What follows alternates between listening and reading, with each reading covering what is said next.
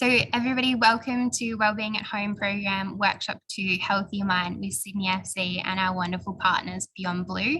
This program is partnered with Study New South Wales and the New South Wales government, and we're really excited to have you all online tonight to talk about what it takes to keep a healthy mind, particularly in these tough times of the lockdown in New South Wales, but also the coronavirus around Australia and the world. So as Lorraine mentioned earlier, I just wanted to touch on today is Are You OK Day? And Are You OK Day is a great initiative where it does ask you to talk to your peers, your family, those who you stay connected with, and ask if they are all right. But I just wanted to remind you that every day should be Are You OK Day, and it's not just one day a year that you need to have those conversations. So we hope that tonight's session gives you some tips and tricks and strength to have those conversations and how to do it and find more resources. But that conversation is really important. So we hope you enjoy the session and also get to connect to those who are your loved ones and that you need to connect with to stay strong during this time. So we're just going to test your poll function with a little poll to see that everyone is online and it's all working. So you'll see that the poll has just popped up on your screen, and the question is, what is Sydney Football Club's nickname? So it's multiple choice, so pick from Sydney FC, the Sky Blues, or the Boys and Girls in Blue. So you'll have about 30 seconds, so if you can select one of those answers for us, and then we'll go through the answers and make sure that your poll function is working.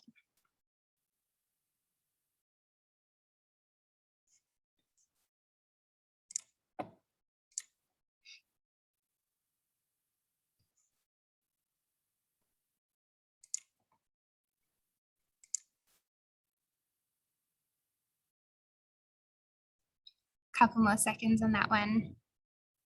So is it Sky Blues, Sydney FC, or the Boys and Girls in Blue?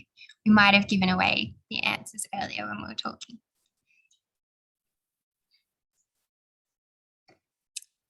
Awesome. So the results should be up on your screen now. So 60% of you said Sydney FC, 49% said the Sky Blues, and 14% said the Boys and Girls in Blue.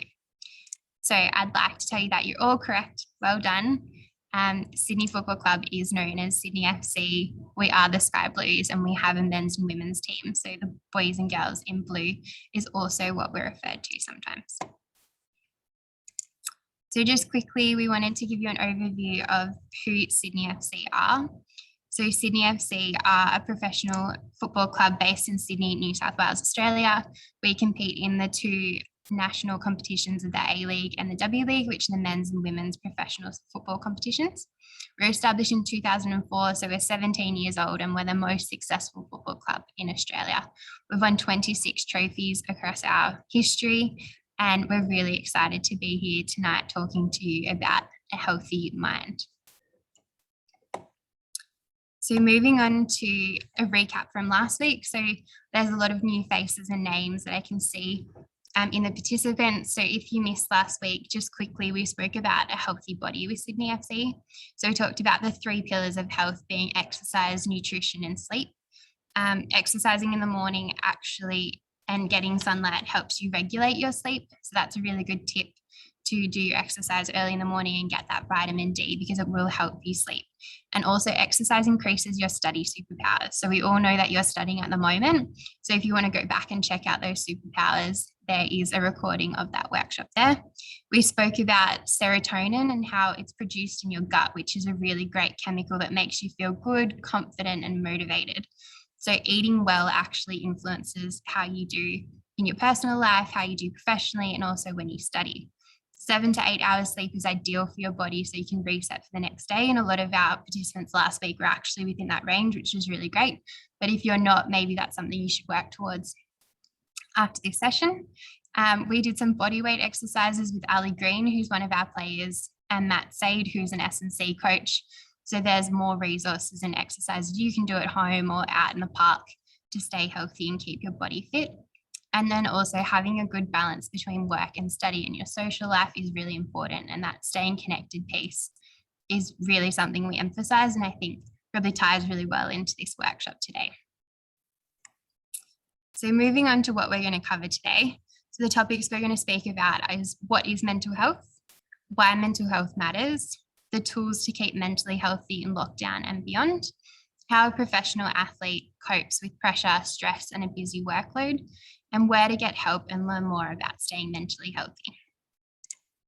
So before we move on, I wanted to talk to you about Beyond Blue. So today, Beyond Blue are also partnering with us on this workshop, and Beyond Blue have been a partner of ours for about 10 years, and they help us to deliver the message of mental health and raising awareness and what services are out there and reducing the stigma that's around mental health. So we're very excited to have a special guest of Dr. Grant Blashki from Beyond Blue with us today. And before I introduce you into Grant, I wanted to quickly talk about our Beyond Blue Cup, which is the fierce rivalry between Melbourne Victory and where we use our players to raise awareness of mental health. So we have a little video to show you about Beyond Blue Cup and our partnership with Beyond Blue, and then I'll throw to Grant to take you through what mental health is and the tips and tricks to staying mentally healthy.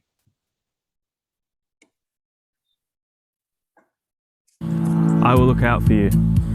I will keep a lookout for teammates who are acting differently. They might be quieter or keeping to themselves more than usual. It's important to look out for each other and watch for signs. On the field, we rely on our teammates to play their role and to be at their best.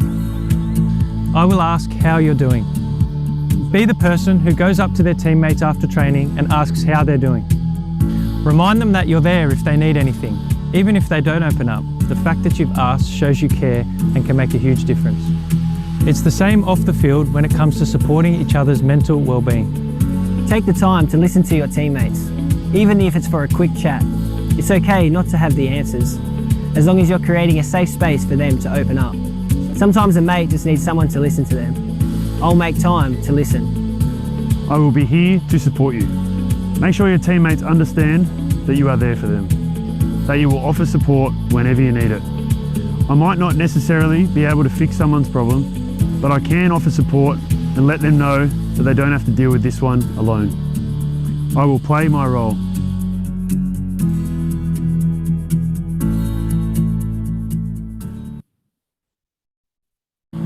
I will look out.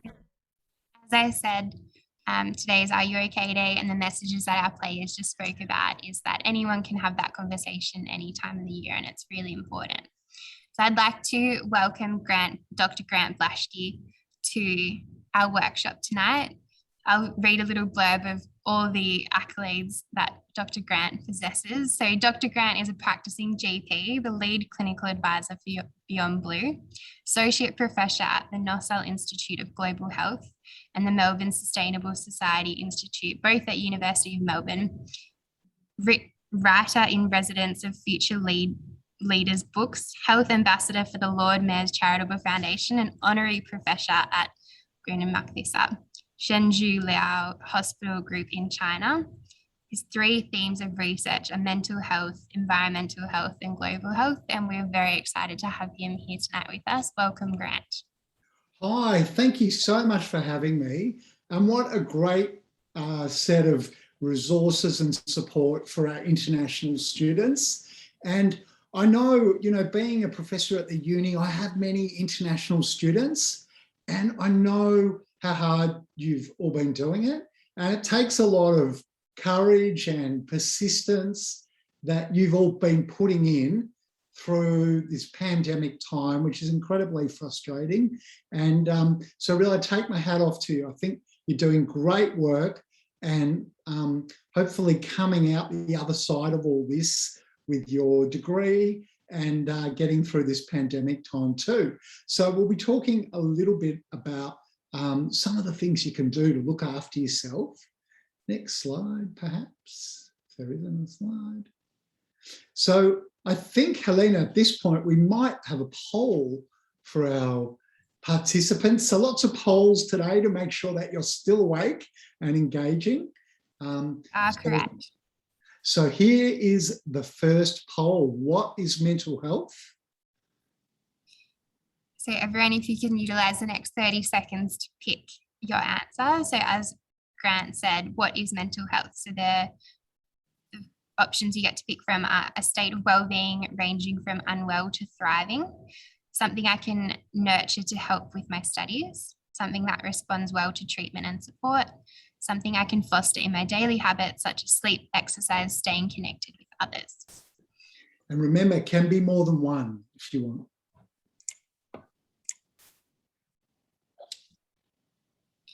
Give that a couple more seconds and then the results will pop up on our screen.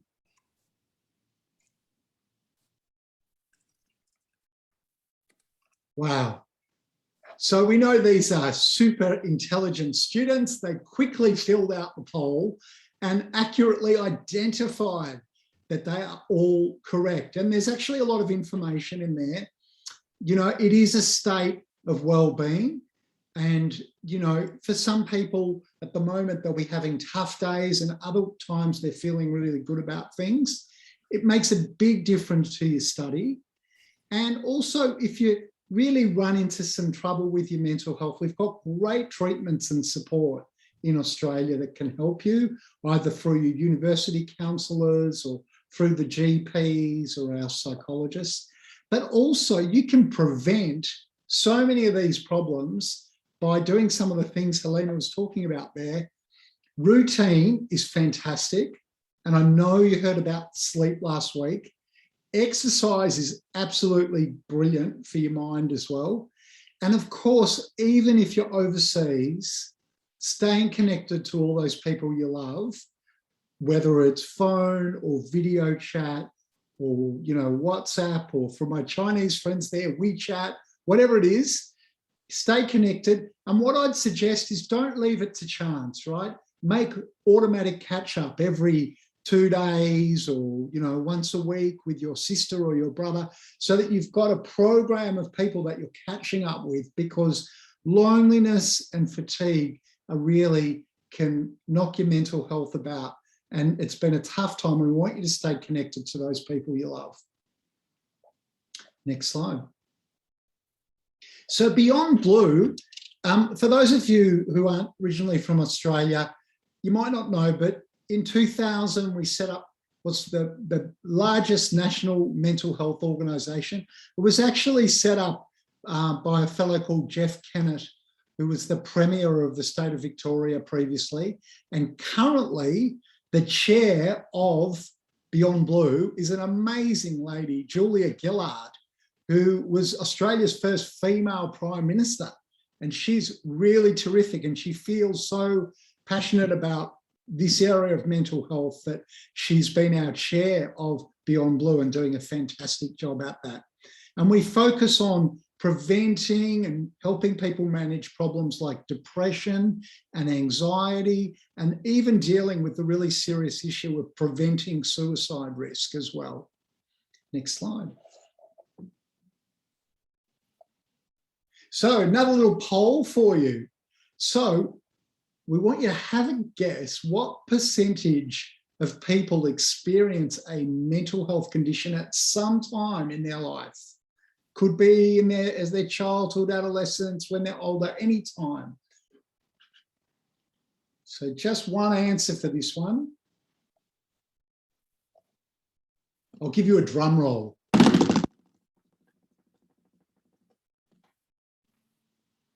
Oh, they're not ready yet. We might need another one. And okay, pretty good. So it was actually nearly 50%. It's about 45, 46%, because problems like anxiety and depression are very, very common in the community. In fact, in any 1 year in Australia, about 2 million people will experience anxiety and about 1 million experience depression. So not a rare problem, but lots of good treatments and help out there for you. Next slide.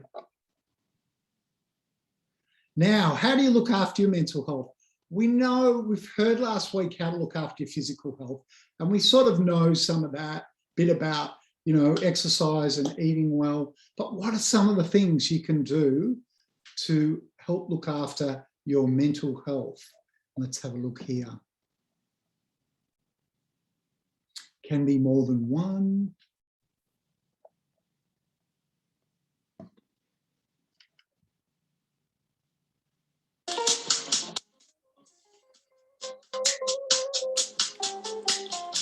Grant's got the elevator music going again, guys. All right, we need a bit of music, keep these guys excited. And they're waiting for an answer.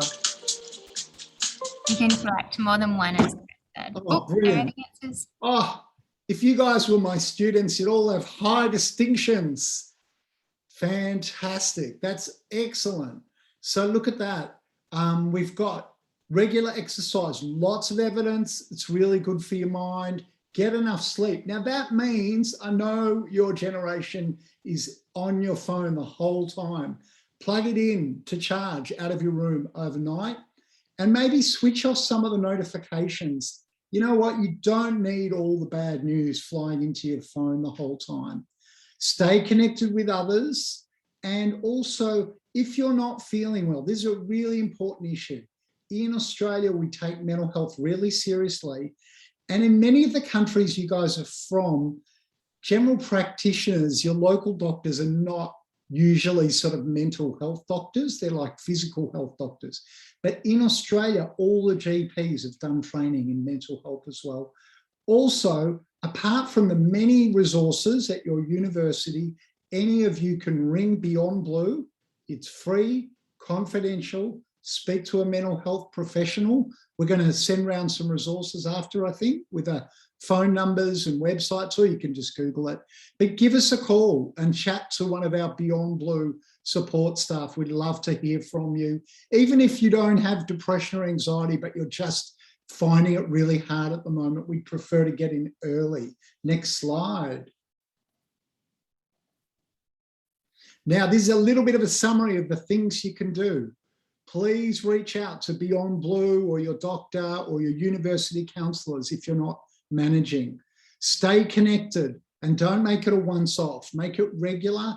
I want you to plot a routine. After this meeting, I want you to sit down and make a calendar for the week and say, okay, Monday I'm going to ring my mum, Tuesday I'm going to ring my sister, Wednesday is going to catch up with my friend. Make a schedule of catch-ups so you're not on your own, all right? When you catch up, don't just use text, use video chat. You get a lot more emotional connection from talking to someone. We've talked about getting sweaty during exercise. If you're having money problems, there are a lot of money problems at the moment, especially with our international students. And as Lorraine said at the start, there are government programs to try and help you. Make sure that you're getting access to those things, right? Check in with your friends if you know they're having a hard time. Keep a routine. What time you're going to get up in the morning, when you're going to do exercise, when you're going to study, and when you're going to finish study. Did you know that if you just book and say, I'm going to do 2 hours really good study, and then I'm going to have a break for 2 hours, that's better than half doing 4 hours, where you're sort of just agitated and want to go out. So just say to myself, okay, it's 5:30 now. I'm going to study till 7:30, and then I'm going to stop and I'll put away my essay, right? Be part of the solution at the moment. The government's getting very clear guidelines about how we can all help reduce COVID. And remember to give yourself a break. The other thing is, the universities, all of them, including where I'm from, the University of Melbourne, we're really trying to help our students. If they need extensions on essays or they need a bit of help, you know, reach out and let them know early. Don't wait till the day you need to hand in the essay. Like, contact them a few days before and go, I'm struggling, I'm not managing, can I have another week? And they're usually pretty good at the moment. Next slide. So COVID's been a bit of a nightmare for everyone in their own drama, right? Worried about pandemics and vaccines, money worries, you know, isolation, and, you know, difficult time. But there's a lot of help. And I want to talk to you about, next slide. Everyone has their own reaction to it. Some people are managing fine, but some people aren't sleeping well or drinking too much alcohol or just getting really exhausted or feeling like they can't focus. So let your universities know if you're not managing. Next slide. So it is Are You Okay Day, and their theme is, are you really okay? And people who are born in Australia have a bit of a habit If you say, are you okay? They go, yeah, I'm fine. And that's the end of the conversation. But say, yeah, but now how are you really going?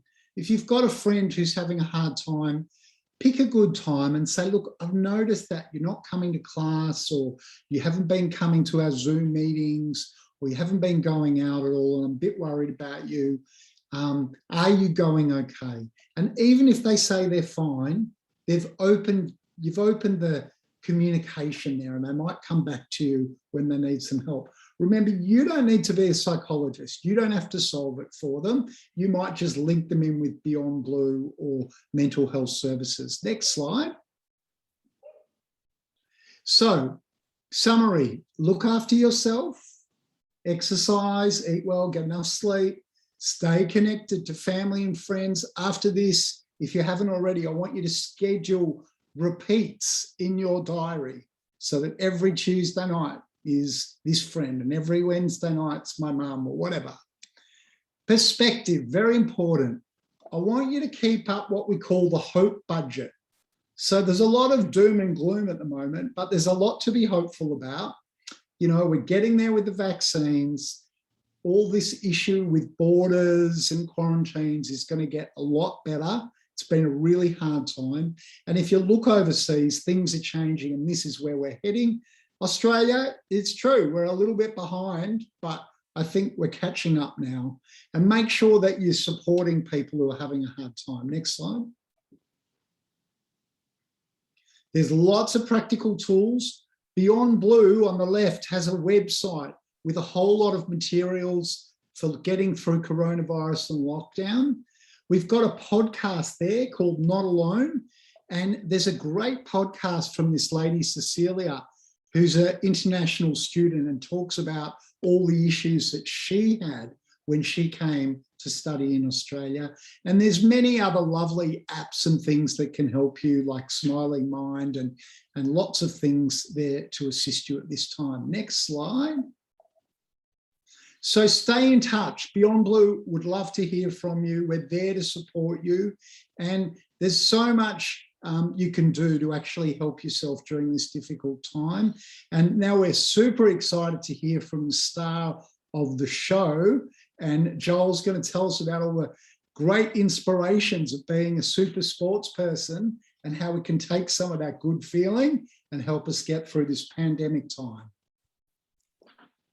Thank you so much, Grant. You're also one of our stars tonight. So we really appreciate all of your information, tips there for the students to stay mentally healthy during this time. And as you said, now I'd like to introduce Joel King. So Joel is one of our Sydney FC defenders, and he also just represented the Olyroos at the Tokyo Olympics. So I'm going to throw to a little video to introduce Joel, and then we'll hear from the man himself.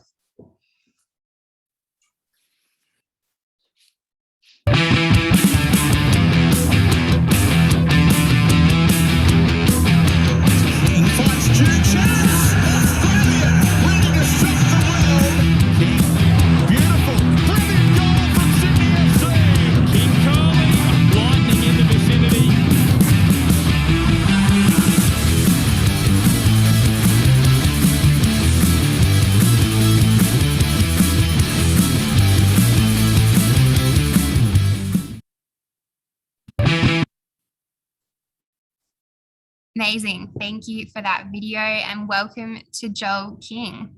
Everyone, virtual round of applause for Joel. Hey guys, thanks for having me.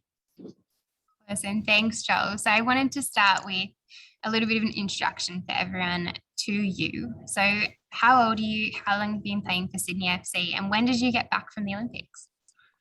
I'm 20 years old. I've been playing for Sydney FC for 3 years now.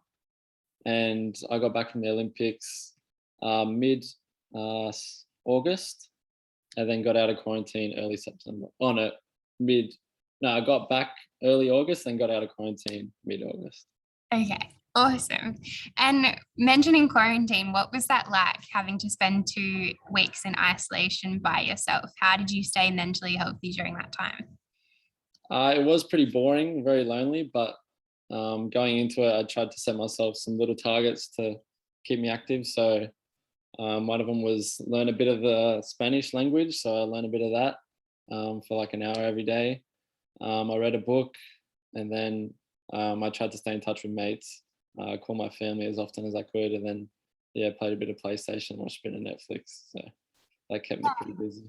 Awesome. That's really, really great. Last week we spoke about how incremental goals can increase to habits, and then obviously Dr. Grant just spoke about routine. So knowing that you did that in lockdown and putting it into practice, it shows that it can pay off, and now you're here with us out of quarantine. Thank you for joining us. So we're going to go into a Q&A. So this is the time for the students to post their questions into the chat, and Joel or Dr. Grant will answer them for you. So to kick things off, we have a few pre-prepared. So the first one is for Joel. And again, it's about the Tokyo Olympics. So we wanted to know, how did you find playing at the Tokyo Olympics without crowds? Did it have an effect on your performance or your mental health, knowing that you didn't have that support and the crowd behind you at the time? I wouldn't say it affected me that much. Obviously, going to the Olympics has always been a dream, and watching it on the TV when I was younger, you would see the crowd and how much of a big occasion it was back then. Obviously, it still is, but yeah, obviously with no crowds, it was a bit of a shame. But for me, when I was playing, it didn't affect me too much. So I sort of just focused on what I had to do, and then done my job really. Yeah, awesome. It definitely didn't seem to worry you. For anyone who didn't get to see Joel play, he actually crossed in the ball for Australia to score their first goal in the first game. So he was a bit of a superstar. And obviously, those crowds not being there didn't seem to worry you, which is great. The next question we had for you, Joel, was, how did you balance being a professional athlete while you finished school? We know a lot of our students who currently are studying and trying to balance their work-life relationships. And you debuted at 18. So what was that like? It was pretty tough, actually. So I went to school in Canberra.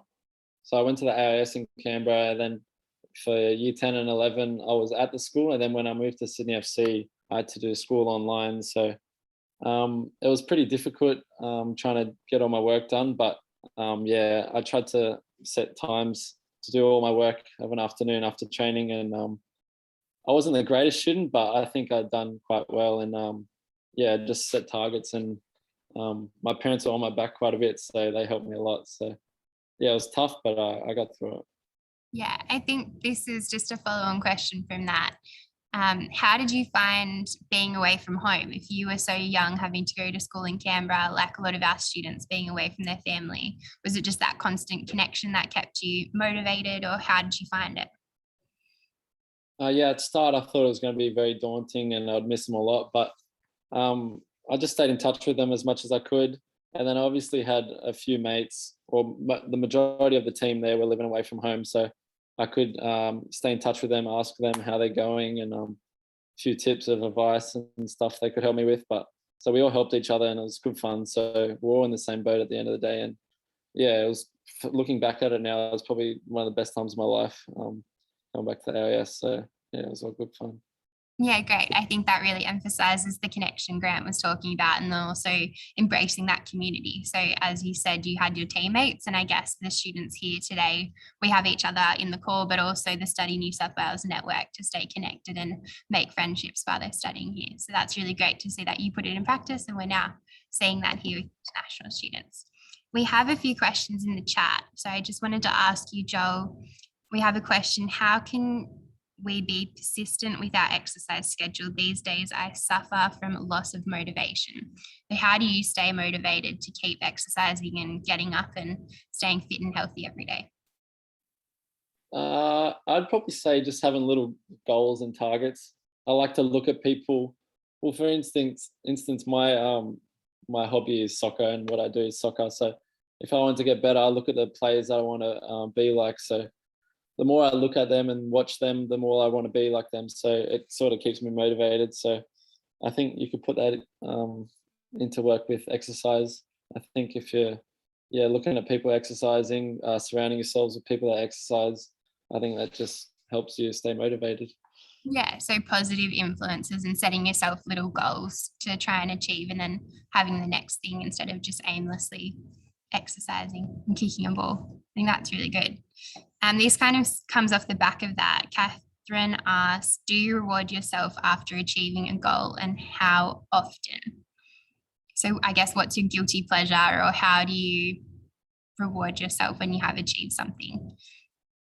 I wouldn't really say I'll reward myself too much with individual goals, but as a team, if we win like a game, a big game, or a championship, or a grand final, or whatever, we'll definitely celebrate. Get together on a night out, maybe with all the coaches, and yeah, have fun. Maybe have a few drinks.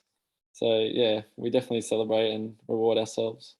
Yes, I think it's obviously everything in moderation, and just making sure you do take that time to celebrate when you get it. We've got a few more questions coming through. If anyone has ones for Grant as well, pop them in the chat, but I think they're all keen to hear from you, Joel. So we've got, what was Joel's reaction when he found out you made the Olympic team? Okay, so how did you react when you found out that you've been called up to play for the Olyroos and you're going to the Olympics? Yeah, I was pretty surprised actually. Obviously, there was a lot of people that could have gone instead of me, but for me to get chosen was pretty special. It was actually the night of the grand final that we played, and we actually lost. So I wasn't in the best mood, but to get that news, I was pretty excited and very happy. So after the call, I quickly called my parents and my sister and all my best mates. So everyone was pretty happy for me. So yeah, it was a pretty good night in the end. It was very exciting. I remember it was a really short turnaround from us getting back from Melbourne, and I mean, New South Wales going into lockdown and then you flying out. So really exciting time for you and your family. Another one on the Olympics and Olyroos, Beck asked, what is your training routine with the Olyroos like? How many hours a week did you train, and what cardio did you undertake? So I think obviously you train with Sydney FC most of the time, but when you go into camp, I guess what's Olyroos or national teams like in that setup? Yeah, like you said, so throughout the year I'm training with Sydney FC full time, and then whenever there's an occasion to play for the Olyroos, we'll go in maybe 2 or 3 weeks early and then train together. So for this, for the Olympics, we went in like a month early. We flew to Japan, and then we started training. So we're training like twice a day, every day. Pretty hard at the start, and then as we got closer to the games, it started to ease off. So but yeah, cardio, that was very hard. We had to do a lot of running before. It was hot in Japan, so our coaches made us wear big jackets in training to climatize us. So that wasn't fun, but in the end it was all good fun, really. Yeah, that's really interesting. I think, again, pushing back to last week, the routine, the exercise, the good sleep, and nutrition is really important in camp leading up to a big competition like the Olympics. And interesting that you tape it off and had to acclimatise that way. And we had a question, how do you deal with critics on social media? Like, how does social media pump you up when you have really good feedback, but also what's the adverse effect to that? And then also probably throw to Dr. Grant after Joel's response and see how Dr. Grant thinks social media affects us these days. Yeah, I think like you said, when you're doing good, social media is always going to hype you up and make you think you're the best in the world. But when you make a mistake or make a mistake to concede a goal or something, you're an enemy and you're the worst person ever. So I try to stay off it as much as I can. I'm not going to lie, I do read a lot of comments, and I mean, if I play good, I'll read the comments, but if I play bad, I'll shut my phone off, won't look at it, because I'll know what people are thinking. But yeah, I just probably should try to stay off it as much as I can. I think that's the healthiest thing to do. Yeah. Dr. Grant, what do you think about social media and its influence these days?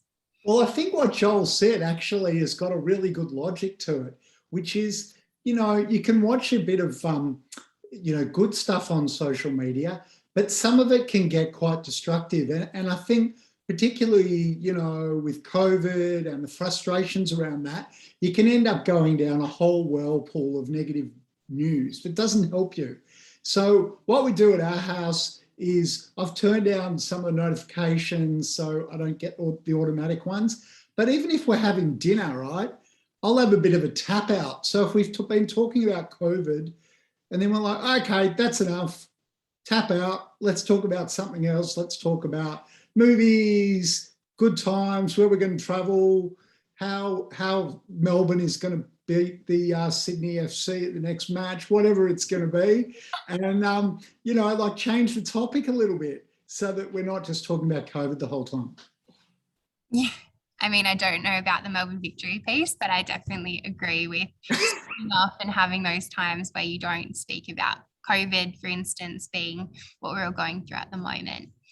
I had got a direct message with a really great question, which is for Dr. Grant again. Do you have any advice for students to get out of that languishing feeling that we're all experiencing at the moment with COVID? And I quickly Googled what languishing means, if Dr. Grant doesn't know, or for everyone else. And it's the stagnation and emptiness that you can get during the pandemic. Yeah. So look, a lot of people have that feeling. And the first thing is we can't sugarcoat it. Like, it's a really hard time. Like, be kind to yourself. This is not easy. And for those of you who've got family overseas who you're worried about, who you can't see, like, not easy, right? So be kind to yourself. Lower expectations a bit. Don't expect every day to be perfect. But having said that, routine's super useful. And as we said earlier on, you know, set some guidelines about when you're going to get up, set some goals. And the other thing that's really good antidote to languishing is a strong sense of purpose, right? And these people, these students who've come over are pretty amazing people. You know, they're trying to improve themselves by getting this international degree. And I can tell you a lot of my students, when they go home with a degree from Australia, have landed the most unbelievable jobs. Like, they've got a lot of prestige when they go home. And so don't forget about why you embarked on this direction and keep your strong sense of purpose. That's a really great answer. I definitely agree with you there. We've got a few more questions. Thank you so much, guys, for being so engaging. These are wonderful questions, and I hope that Joel and Grant are giving you the answers that you need. If we do run out of time, we will get Joel and Dr. Grant to answer these questions, and we'll email you the answers after the session. So another one for Dr. Grant, and then I might throw back to Joel. So this one is specifically for Dr. Grant, and it's talking about mental health and the stigma around it. So there's a few countries, I think, as you alluded to at the start, that mental health isn't openly spoken about. And one of our participants wanted to know, how do you open that conversation if it gives you anxiety just bringing it up with your family? What are some tips around having that conversation? Such a good question and such an important issue. So I actually do quite a lot of work before COVID in Asia, particularly in China and Indonesia. And, you know, my Chinese doctor friends, if a patient came in sad and the doctor said, I think you've got depression, that patient would just run away and never come back, right? They go, how dare you say that to me? That's a shame for my family. And, you know, they would have a whole lot of loaded stigma around it.